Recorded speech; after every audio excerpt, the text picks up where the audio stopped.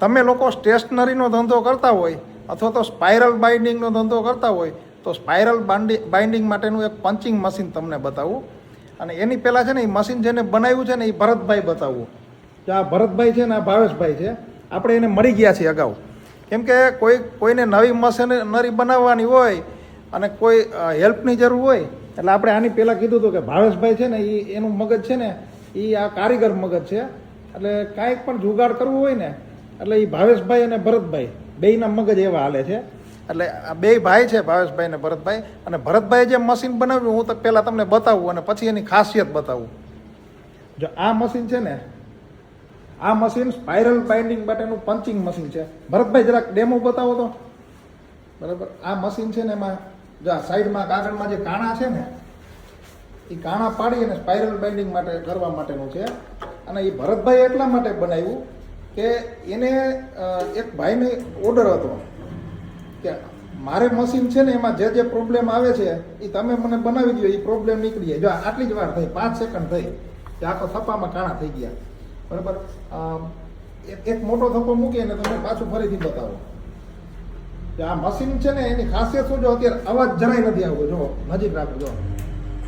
બરાબર, આ ખાલી પંચ કરે એટલી જ વાર 5 સેકન્ડ જ હાલે, પછી ઓટોમેટિક મોટર બંધ થઈ જાય.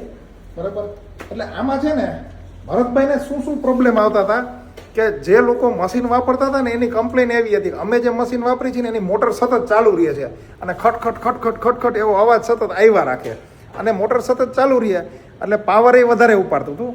તો એનું સોલ્યુશન છે ને ભરતભાઈ એવું કર્યું કે આ છે ને જેટલી વાર સ્વિચ દબાવે ને એટલી જ વાર મોટર ચાલુ રહે અને એકદમ સાયલન્ટ રહે.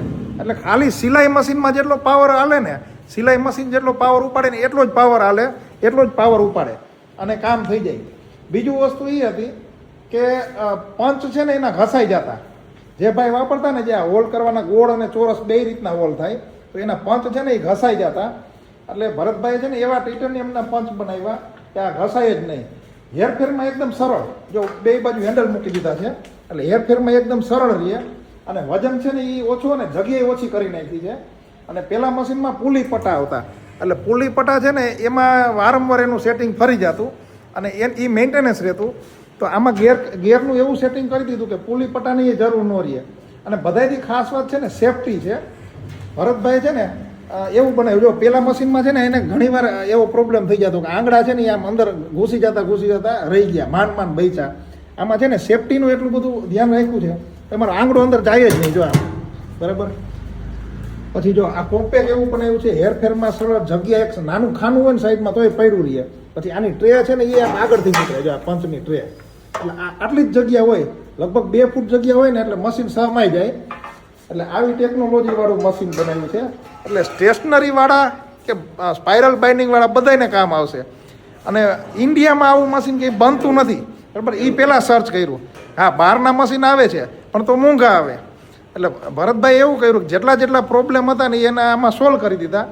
અને કિંમત પાછી એના જેટલી જ એની આસપાસ જ રહી. કિંમતમાં કાંઈ ખાસો એવો કાંઈ વધારો ન આવ્યો.